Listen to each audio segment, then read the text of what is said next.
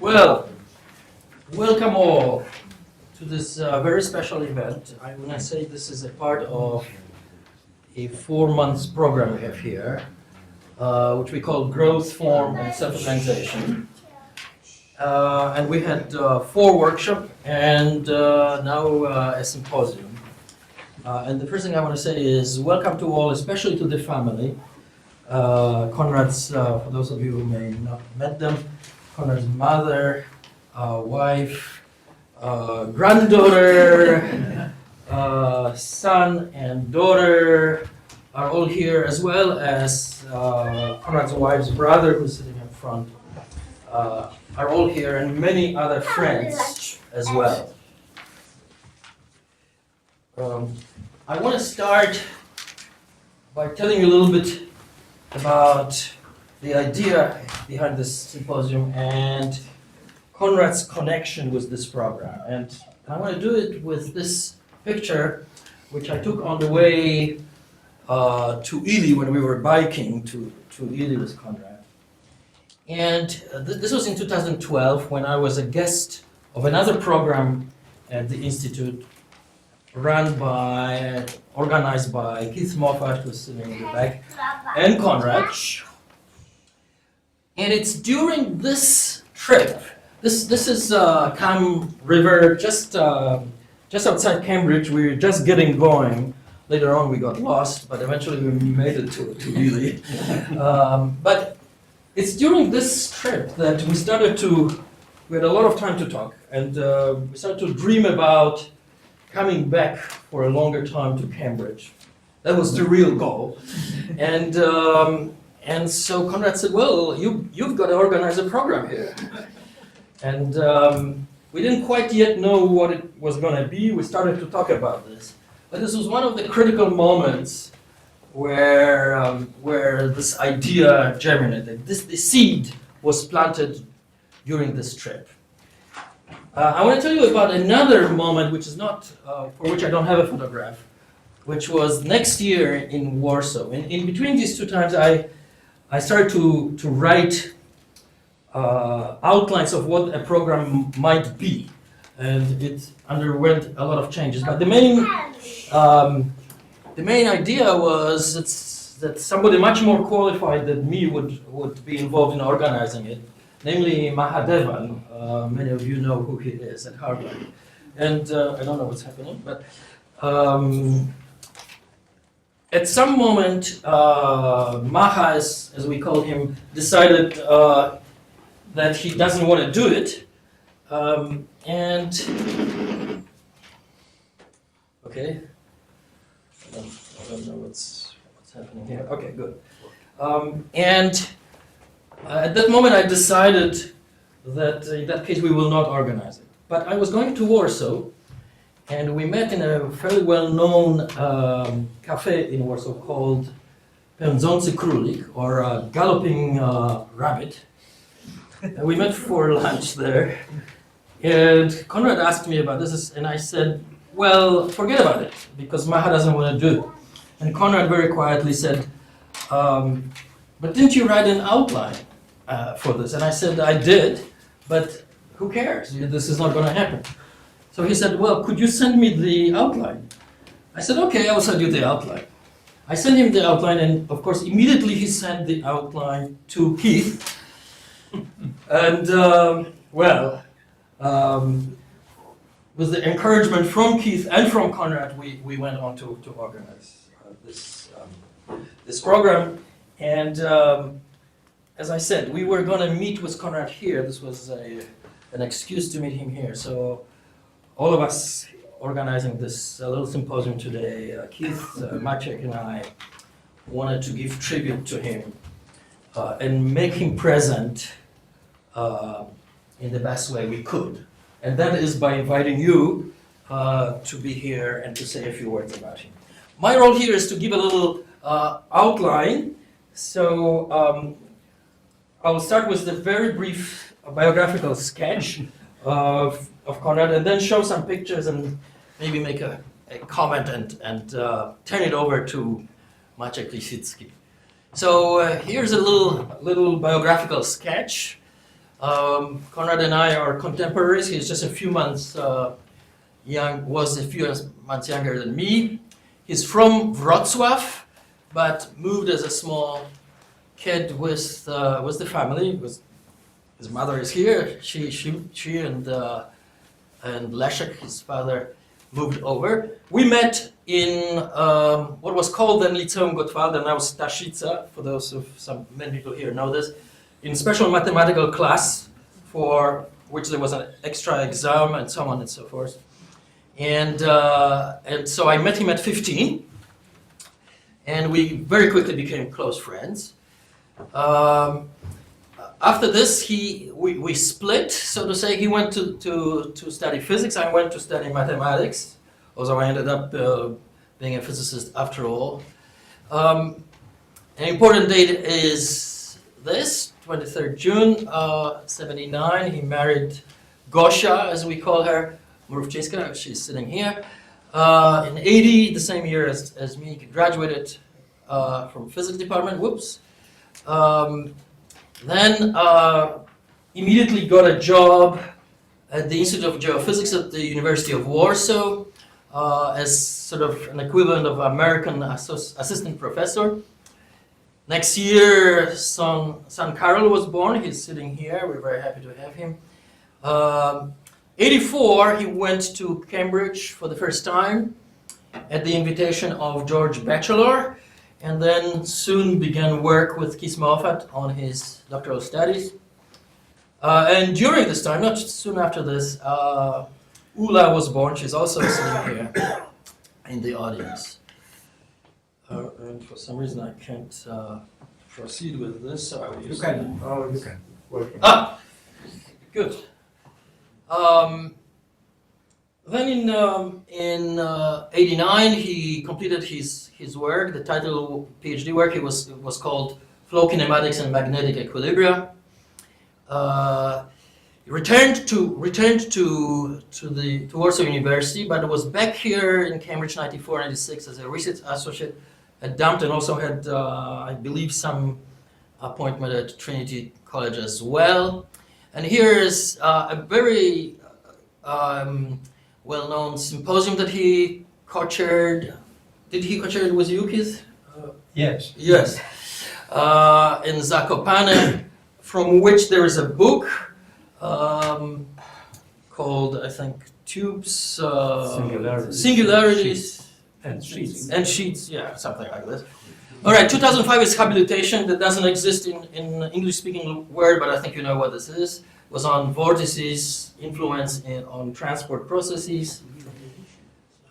Whoops, this is working poorly, so let's see here. Good. Here are some examples of his activities in the full of his powers and sort of the height of his career. He was a chair of very well-known turbulence conference in Warsaw, which was followed, I should say, by a very special historical seminar on development, on research in turbulence. In 2012, with Keith, he was running here a program called Topological Fluid Dynamics, or something similar to this.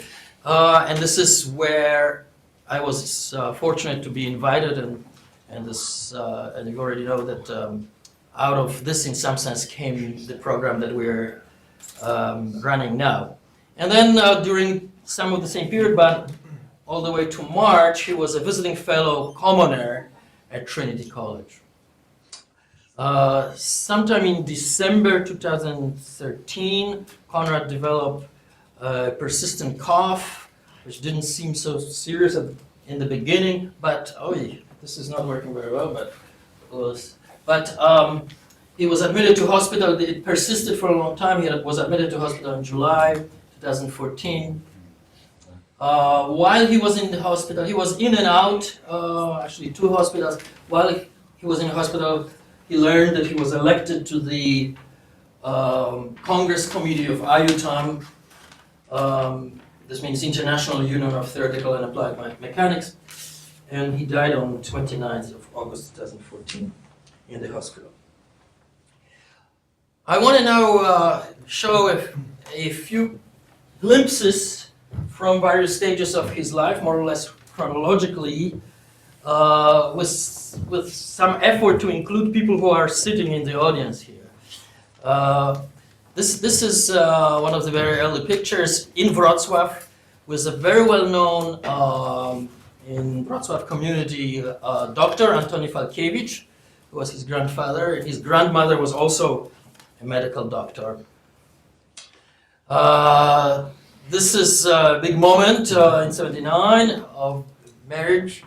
For some reason, Gosia is looking away. And here, I think, the very moment when the two became husband and wife.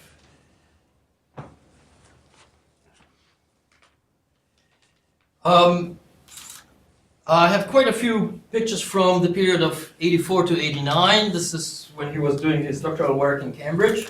Let's start with, a little difficult here. Let's start with this. You recognize this person and this person. Not sure who these two are, Keith. Simon Judge on the right and Peter Watterson, both research students at the same time as Konrad. I believe this is at the closer to '84. This is an early picture from the period. You cannot be in Cambridge without doing this. This is from October '84. Punting. I love this picture. This is where Gosia and Konrad lived in Babington House, which belongs to Trinity College, I believe. This is a little later with the two little squirts on the bike. This is with Sean Jackson, who became a pretty close friend of Konrad, and the family, and the whole family. Unfortunately, he was going to be here, but he's sick. Unfortunately, he couldn't join us. This is my favorite picture, I have to say. This is with the children and also with Miriam Sachs, whose mother is sitting right here in front of this auditorium. I'm not exactly sure when this was made, but obviously this is in Cambridge. Maciek says it couldn't be Trinity, probably somewhere around 1889. You can see it. Our children are about the same age as in the previous photos. Another picture from having fun. I believe this is Carol. This is Gosia. And who? My husband is the punting. Oh, on this- the left this? side. No, Peter. left. Oh. That's Jan. Oh, and Peter? Okay. And Konrad right here in the middle. Oh, this is not working very well, but okay. This is a graduation picture, I believe, from '89, just when he got his PhD and was dressed properly. His wife has a rather stern look, for reasons known to her. This is a picture with Andrew, who is friends from the time. Andrew, who is the person on the right? Wolfram Munch. Wolfram Munch. Okay, I didn't know who this was. And you will recognize Ula standing in here. The next few pictures are from the bittersweet moment of having completed the PhD and leaving Cambridge. I don't know who this is, but I really don't know who this is. And here's Konrad looking very young and happy. And by the way, boxes with their belongings are stacked. They were going to leave, I think, a few days later. These tea chests are still in the basement. in a basement. Oh, still in the basement. Empty. This is some physicist explaining to Carol something about the fluid dynamics and apparently really catching his attention. The later lesson was with this little girl, and this must have also been a very important point about the physics. I love this picture because this is pretty much what it looked like when I visited. That's not my picture, but I visited Konrad in the Institute of Geophysics. Those of you who have been there, it was on the last floor under the roof of an old building, and there he is in his own room, looking up. Konrad, as my introduction suggested, wanted to come back to Cambridge often. Some of us, other people in this room, including myself, have the same noble disease. So there are many returns, and I think this is a good illustration of returning with Peter Stevens in MG. And Peter is sitting in the audience. Konrad, very happy to be back in Cambridge. This is one other return, 94 in the Lake District. Carol, Ulla, of course, and Gosha. This is a picture from Switzerland, taken by Konrad, so he's present here vicariously. I think you can recognize the characters. Carol, Ulla, Ruth, who is sitting right here in front row, and Gosha, of course. And here, I believe Jose, who is also in the audience, Jose Redondo, was visiting Cambridge for some period doing research here, and Konrad took the opportunity to come and visit Cambridge as well. So here is Jose, Carmen, and Jonathan. Hi, And yes. Yeah, just one point. The three of us went the same year to Trinity in a college. And Konrad and I actually met the first day at the AMTP door in 1984. It was very funny, but the three of us began at Trinity College the same 1984 year. And Jonathan went to Cavendish and so on. So as I mentioned, Konrad was a VFC, Visiting Fellow Commoner. We often laughed, by the way, with Konrad about this name, Commoner, which is inserted there to make sure you understand you're a visiting fellow, but you're not exactly like the other fellows. But anyway, he was a visiting fellow commoner, and here's a picture. He's very proud, and rightly so, and very happy. I think this was some of the happiest times in Konrad's life. And this is in front of the parlor to which he had access, obviously, at that time, and the great court of Trinity College. There's a picture I took, actually, on the Trinity Bridge, with, two of Keith's collaborators, long-time collaborators, standing next to him. The other one is Yoshi Kimura. I believe Keith is still working with him. This is with a friend at the great court. Let's see here. And after one of the dinners, I have to admit, this happened to be mulberry tree period when you're allowed, the fellows are allowed to go to the master's garden. We went to master garden to get some mulberry fruit, and this picture was taken very late, perhaps even after midnight, on Bowling Green next door to the master's garden. And Konrad liked exploring, so we decided to go around. Some rooms we couldn't get into, but we could get to the Trinity College vestry. So we visited it, and we commemorated this by picture in the chapel. This must have been about 1 a.m. or so. And this is near the end of my stay.